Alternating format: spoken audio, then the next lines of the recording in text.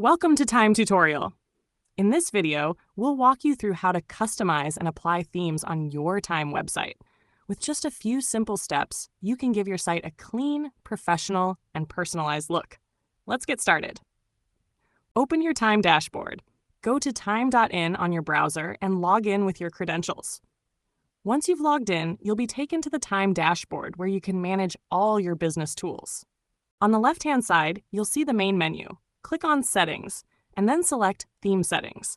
Here you'll find all the options to customize the look and feel of your website.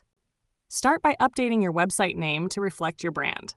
Next, upload your logo for a professional appearance. You can also explore additional customization options like colors, fonts, and layouts depending on your theme.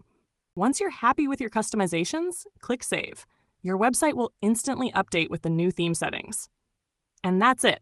You've successfully customized your Tyme website theme and made it uniquely yours. For more tips and tutorials, stay tuned to Tyme, your all-in-one business management solution.